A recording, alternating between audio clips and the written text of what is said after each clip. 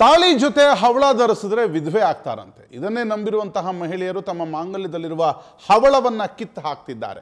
ಚಿತ್ರದುರ್ಗ, ಬಳ್ಳಾರಿ, ಕೊಪ್ಪಳದಲ್ಲಿ ಇಂತಹದೊಂದು ಗಾಳಿ ಸುದ್ದಿ ಹಬ್ಬಿದ್ದು ಮಹಿಳೆಯರು ಬೆಚ್ಚಿ ಬಿದ್ದಿದ್ದಾರೆ. ಚಿತ್ರದುರ್ಗದಲ್ಲಿ ಮಹಿಳೆಯರು ಮಾಂಗಲ್ಯ ಸರದ ಜೊತೆಗಿದ್ದ ಹವಳಗಳನ್ನು ಜಜ್ಜಿ ತುಂಬಿದ ಕೊಡದಲ್ಲಿ ಹಾಕ್ತಿದ್ದಾರೆ. ಈ ಬಾರಿ ಆಷಾಢ ಮಾಸದ ದೋಷದಿಂದ ಕೂಡಿದ್ದು ಗಂಡನಿಗೆ ಸಾವಾಗುತ್ತದೆ ಅನ್ನುವ ಸುದ್ದಿ ಹರಿದಾಡ್ತಿರುವುದರ ಹಿನ್ನೆಲೆಯಲ್ಲಿ ಮಹಿಳೆಯರು ಕಂಗಾಲಾಗಿರುವಂತಹದ್ದು. ಇಂತಹದ್ದೊಂದು ಮೌಢ್ಯ 3 ಜಿಲ್ಲೆಗಳಲ್ಲಿ ತಾಂಡವವಾಡ್ತಾ ಇದೆ ಮತ್ತು ಗಾಳಿ ಮಾತಿಗೆ ಈ ಅಮಾಯಕ ಮುಗ್ಧ ಮಹಿಳೆಯರು ತಮ್ಮ ಮಾಂಗಲ್ಯದಲ್ಲಿರುವಂಥ ಈ ಹವಳವನ್ನು ಹೀಗೆ ಜಜ್ಜಿ ಪುಡಿ ಮಾಡಿ ಅದನ್ನು ಎಸೆತಿರುವಂತಹದ್ದು ಸಾಮಾನ್ಯವಾಗಿದೆ.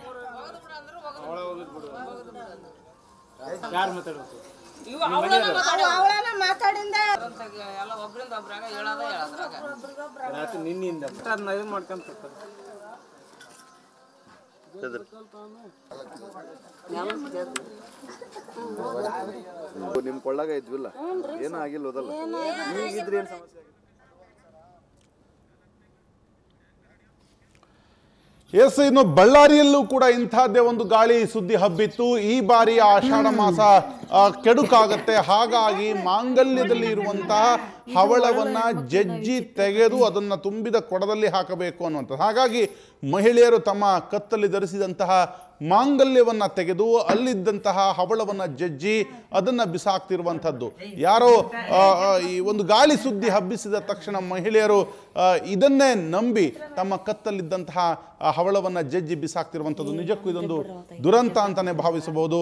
ಇಂದಿನ ದಿನಮಾನಗಳಲ್ಲಿಯೂ ಕೂಡ ಈ ರೀತಿಯಾದಂತಹ ನಂಬಿಕೆಗಳಿಗೆ ಮನಸೋತಂತಹ ಅಲ್ಲಿನ ಮಹಿಳೆಯರು ತಮ್ಮ ಕತ್ತಲಿದ್ದ ಮಾಂಗಲ್ಯದ ಹವಳವನ್ನು ಜಜ್ಜಿ ಬಿಸಾಕ್ತಿರುವಂಥದ್ದು ನಿಜಕ್ಕೂ ಒಂದು ಕಡೆ ಆಶ್ಚರ್ಯಕರ ಸಂಗತಿ. ಇನ್ನೊಂದು ಕಡೆ ಈ ಅಮಾಯಕ ಜೀವಗಳ ಜೊತೆ ಚೆಲ್ಲಾಟ ಆಡ್ತಿರುವಂತಹ ಖದೀಮರ ಮನಸ್ಥಿತಿಯ ಬಗ್ಗೆ ಕೂಡ ಅಚ್ಚರಿ ಮೂಡುತ್ತೆ.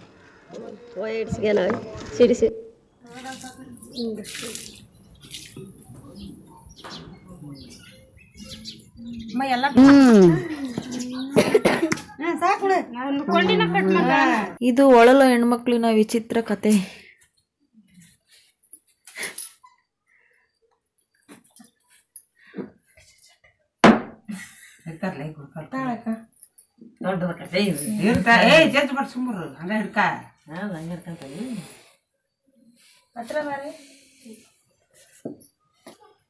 ನಮ್ ಜಬ್ಬಡ್ರ ಸುಮ್ರು ಯಾರು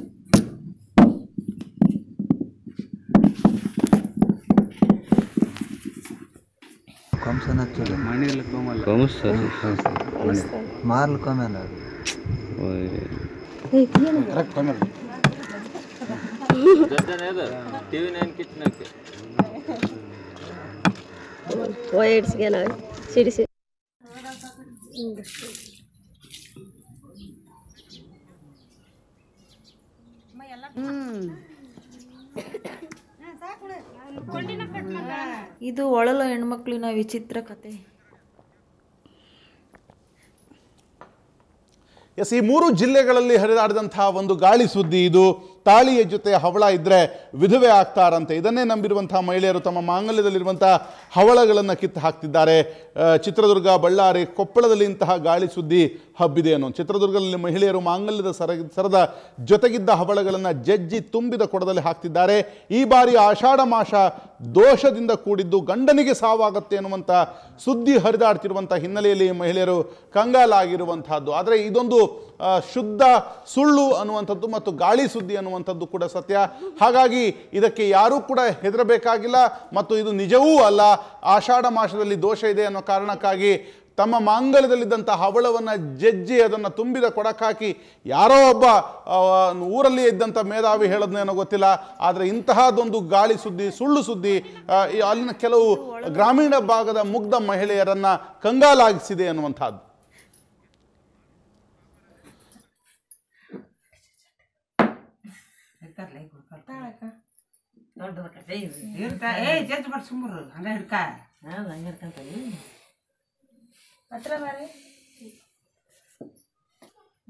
ನಮ್ ಜಬ್ಬಡ್ರ ಸುಮ್ರು ಯಾರು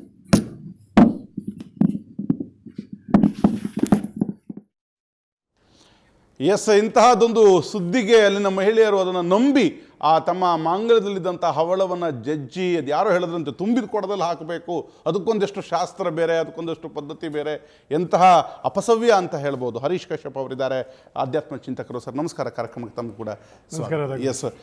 ಈ ಘಟನೆ ನೋಡ್ತಾ ಇದ್ರಿ 3 ಜಿಲ್ಲೆಗಳಲ್ಲಿ, ಅದರಲ್ಲಿ ಮುಖ್ಯವಾಗಿ ಚಿತ್ರದುರ್ಗ, ಬಳ್ಳಾರಿ, ಕೊಪ್ಪಳ. ಆಷಾಢ ಮಾಸದ ದೋಷದ ಕಾರಣದಿಂದಾಗಿ ಹವಳ, ಮಾಂಗಲ್ಯದಲ್ಲಿ ಹವಳ ಇದ್ದರೆ ಗಂಡನಿಗೆ ಸಾವಾಗತ್ತೆ, ಅವಳು ವಿಧವೆ ಆಗ್ತಾಳೆ ಎನ್ನುವಂಥ ಸುದ್ದಿ 3 ಜಿಲ್ಲೆಗಳಲ್ಲಿ ನಿನ್ನೆ ರಾತ್ರಿಯಿಂದ ಹವಳ ಜಜ್ಜೋದೇ ಕೆಲಸ, ಅದನ್ನು ತುಂಬಿದ ಕೊಡಕ್ಕೆ ಬೇರೆ ಹಾಕಬೇಕು ಅನ್ನುವಂಥದ್ದು. ಈ ಸುದ್ದಿಗೆ ತಾವೇನು ಹೇಳ್ತೀರಿ? ಆಷಾಢ ಮಾಸ ನಿಜಕ್ಕೂ ಈ ಬಾರಿ ದೋಷನ? ಆ ದೋಷ ಇದ್ದರೆ ಗಂಡ ಸತ್ತೋಗ್ತಾನ? ಮಹಿಳೆಯರು ವಿಧವೆ ಆಗ್ತಾರ?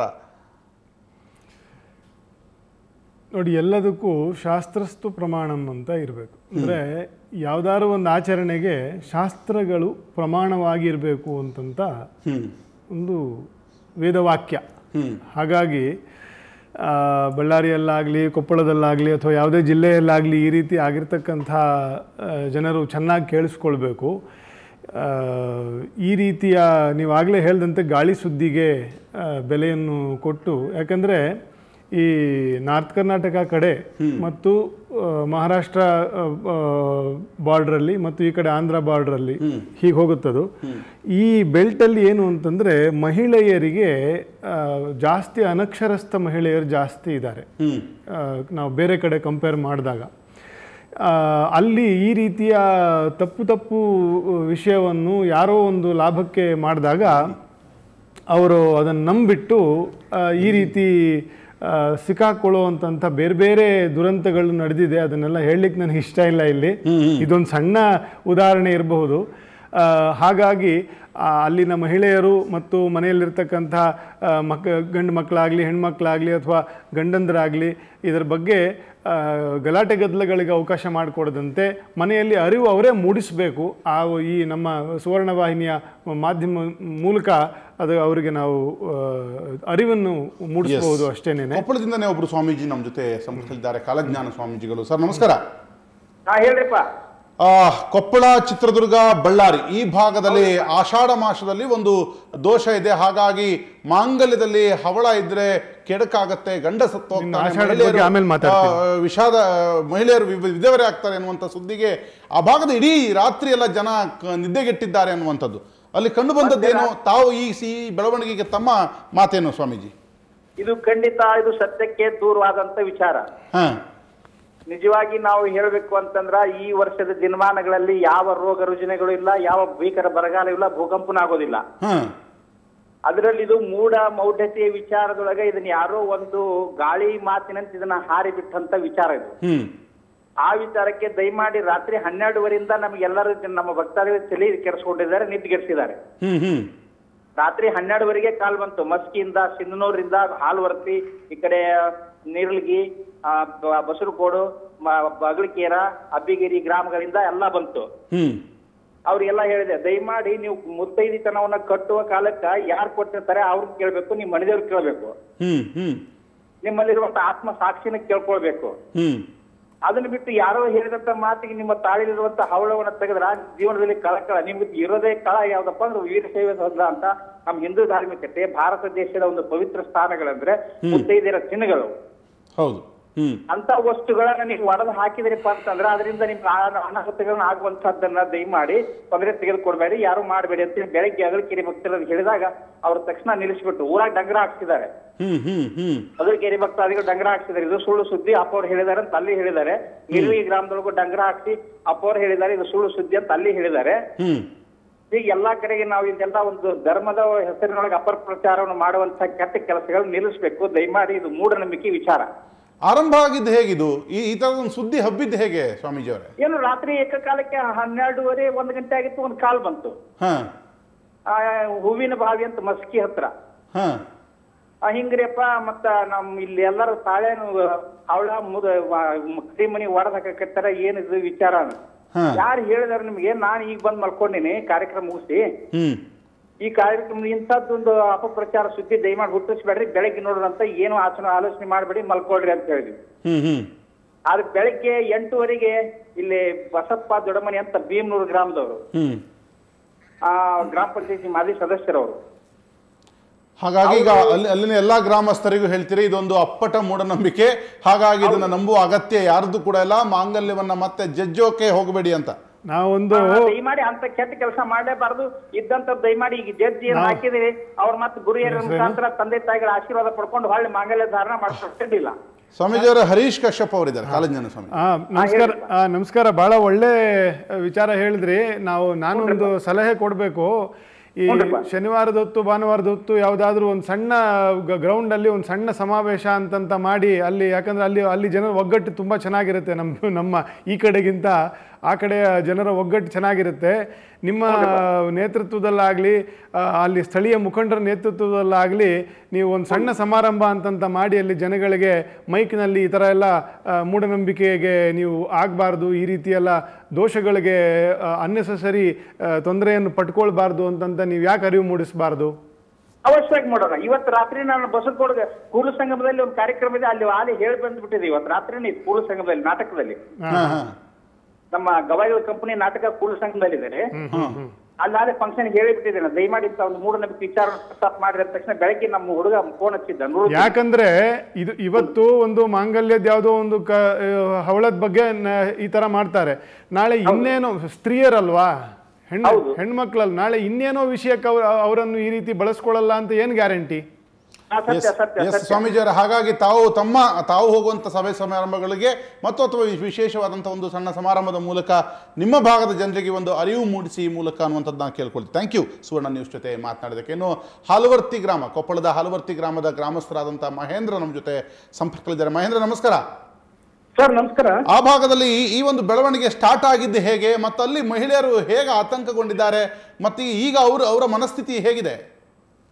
ಸರ್ ಈಗ ಎಲ್ಲರೂ ಈಗ ನಿಮ್ಮ ಮೀಡಿಯಾದ ಮುಖಾಂತರ ನೋಡಿಬಿಟ್ಟು ಆ ರೀತಿ ಏನು ಇಲ್ಲ, ಇದು ಸುಳ್ಳು, ಯಾರೋ ಲಾಭಕ್ಕಾಗಿ ತಮ್ಮ ಲಾಭಕ್ಕಾಗಿ ಈ ರೀತಿ ಅಪಪ್ರಚಾರ ಮಾಡ್ತಿದ್ದಾರೆ, ಜನರನ್ನ ದಾರಿ ತಪ್ಪಿಸಿದ್ದಾರೆ ಅಂತ ಹೇಳ್ಬಿಟ್ಟು ಹಿರಿಯರು ಮತ್ತು ಗ್ರಾಮದವರು ಅವ್ರವ್ರ ಹಿರಿಯರು ಇದ್ದಂತವ್ರು ಎಲ್ರು ಅವ್ರವ್ರ ಮನೆಯಲ್ಲಿ ಹೇಳ್ತಿದ್ದಾರೆ ಸರ್. ಅವ್ರು ಅದೆಲ್ಲ ಸುಳ್ಳು, ಆ ರೀತಿ ಮಾಡ್ಬೇಡ್ರಿ ಅಂತೇಳಿ ಹೇಳ್ತಾ ಇದಾರೆ ಸರ್. ಅದಕ್ಕೂ ಮುಂಚೆ ರಾತ್ರಿ ಏನಾಗಿದೆ, 12 ಗಂಟೆ ಸುಮಾರು ಎಲ್ರು ಅಲ್ಲೆದೆಲ್ಲ ತಮ್ಮ ಸಂಬಂಧಿಕರು ಕಾಲ್ ಮಾಡಿಬಿಟ್ಟು ಫೋನ್ ಮಾಡಿಬಿಟ್ಟು ಈ ರೀತಿ ಅಲ್ಲ ನಾವು ಎದ್ದು ನೋಡೋದ್ರ 4 ಗಂಟೆ ಸುಮಾರಿಗೆ ಎಲ್ಲ ತಮ್ಮ ಅವಳ ಮುತ್ತುಗಳನ್ನ ಇದನ್ನ ಜಜ್ಜಿ ಬಿಟ್ಟಿದ್ದಾರೆ ಸರ್.